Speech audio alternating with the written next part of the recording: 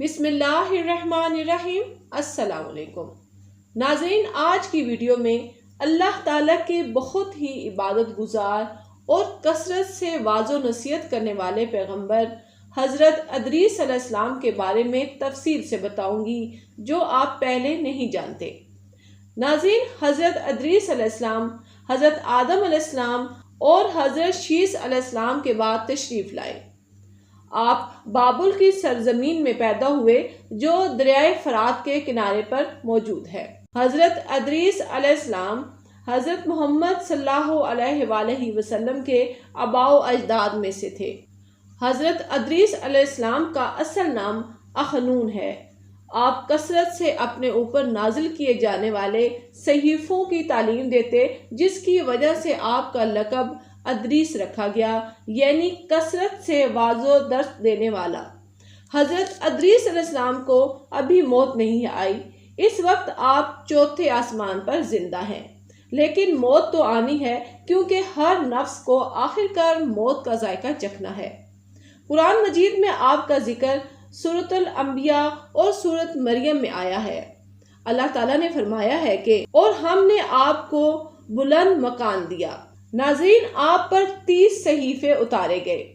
आप हज़रत नूह अलैहिस्सलाम के वालिद के दादा हैं और हज़रत आदम अलैहिस्सलाम और हज़रत शीस अलैहिस्सलाम के बाद आप ही नबूवत के मनसब पर फाइज हुए। हज़रत अदरीस अलैहिस्सलाम की ज़िंदगी 308 साल थी। नाज़रीन, हज़रत समरा रज़ी अल्लाह ताला अन्हु फरमाते हैं कि हज़रत अदरीस अलैहिस्सलाम का रंग सफ़ेद, कद लंबा और सीना चौड़ा था। आपके जिस्म पर कम बाल थे, लेकिन सर के बाल घने थे। हज़रत अदरीस अलैहिस्सलाम ने सबसे पहले कपड़ा मुतारिफ करवाया और उसे सी कर पहना। इससे पहले लोग जानवरों की खाल से अपना जिस्म ढांपते थे। इसके अलावा अल्लाह ताला ने इल्म नजूम और इल्म हिसाब भी हज़रत अदरीस अलैहिस्सलाम को सिखाए। आपने न सिर्फ सबसे पहले कपड़ा सीकर पहना, बल्कि कलम से लिखना भी मुतारिफ करवाया। हज़रत अदरीस अलैहिस्सलाम ने लोहे के हथियार भी इजाद किए, जिससे अहले काबील के साथ जहाद किया, क्योंकि अहले काबील मुख्तलिफ गुनाहों और शरारतों में मसरूफ थे और उन्होंने ईमान वालों का जीना हराम किया हुआ था। कभी ईमान वालों पर पत्थर बरसाते, कभी उन्हें मारते। लिहाजा आपने अल्लाह के हुक्म से लोगों को बाबुल शहर छोड़ने का मशवरा दिया, लेकिन लोग दरियाए फरात की इस जरखेज ज़मीन को छोड़ने के लिए तैयार न थे। हज़रत अदरीस अलैहिस्सलाम ने उन्हें तसल्ली दी। फिर आप और आपकी कौम हिजरत करके दरियाए नील के किनारे मिस्र में आबाद हुई, जो बाबुल से भी ज़्यादा जरखेज ज़मीन थी। नाज़रीन, हज़रत अदरीस अलैहिस्सलाम इतने इबादत गुजार थे कि दिन ढलने तक आपकी नेकियां उस वक्त के तमाम बनी नौ इंसान की नेकियों के बराबर होती। रिवायात में आता है कि हज़रत अदरीस अलैहिस्सलाम के पास उनका एक दोस्त फरिश्ता आया। आपने फरिश्ते से कहा कि मुल्कुल मौत से मेरी ज़िंदगी के बारे में पूछें कि मेरी ज़िंदगी कितनी रह गई है और मेरी लंबी उम्र की दरख्वास्त करें, ताकि मैं और नेकियां करूं और अल्लाह ताला के सामने सुरखरू हो। उस फरिश्ते ने हज़रत अदरीस अलैहिस्सलाम को अपने परों पर बिठा लिया और ऊपर आसमानों की तरफ उड़ने लगा। जब चौथे आसमान पर पहुंचा तो वहां मुल्कुल मौत से टकराव हुआ। फरिश्ते ने मुल्कुल मौत से हज़रत अदरीस अलैहिस्सलाम के बारे में बात की तो मुल्कुल मौत ने कहा कि अब हज़रत अदरीस अलैहिस्सलाम कहाँ हैं? फरिश्ते ने कहा कि हज़रत अदरीस अलैहिस्सलाम मेरी पुश्त पर सवार हैं। मुल्कुल मौत ने ताज्जुब से कहा, मुझे अल्लाह ताला ने हुक्म दिया था कि मैं हज़रत अदरीस अलैहिस्सलाम की रूह चौथे आसमान पर कब्ज़ करूं और मैं यही काम करने आ रहा था, लेकिन मैं हैरान था कि वो तो ज़मीन पर रहते हैं, तो चौथे आसमान पर मैं कैसे उनकी रूह कब्ज़ करूँगा।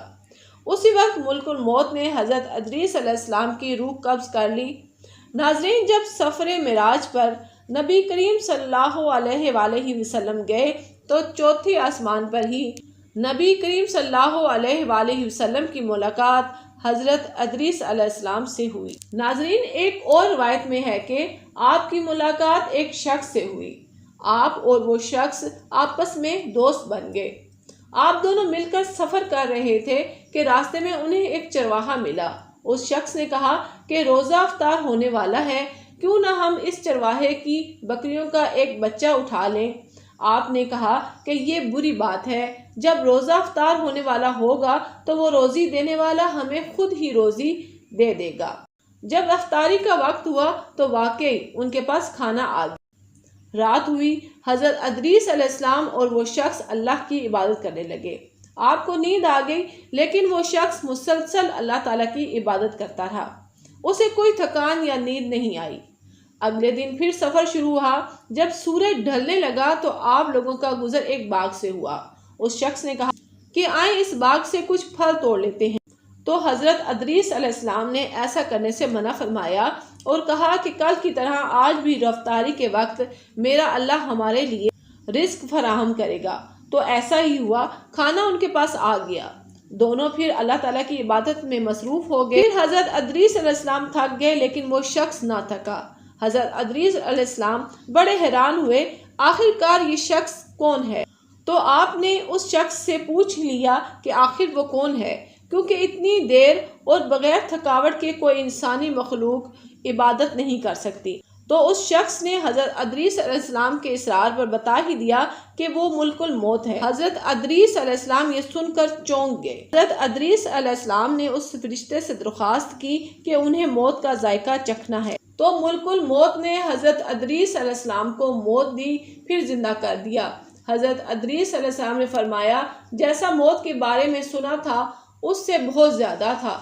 پھر حضرت ادریس علیہ السلام نے درخواست کی کہ انہیں دوزخ دکھائی جائے۔ تو ملک الموت نے کہا کہ دوزخ آپ کے لیے نہیں بنی، اسے دیکھ کر آپ کیا کریں گے؟ لیکن آپ نے اصرار کیا۔ آپ کو دوزخ کی ذرا سی جھلک دکھائی تو آپ کو اتنی لو اور گرمی محسوس ہوئی کہ آپ بے ہوش ہو گئے۔ جب ہوش میں آئے تو آپ نے ملک الموت سے درخواست کی کہ انہیں جنت بھی دکھائی جائے۔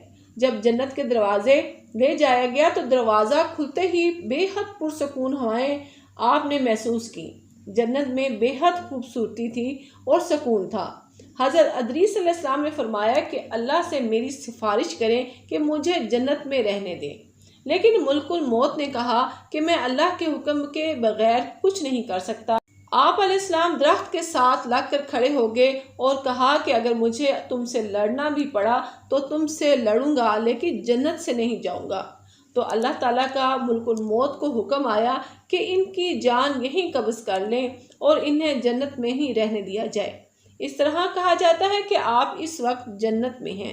اور معراج کے موقع پر حضور صلی اللہ علیہ وآلہ وسلم کی تعظیم کی وجہ سے چوتھے آسمان پر حضور صلی اللہ علیہ وآلہ وسلم کو خوش آمدید کہنے آئے تھے۔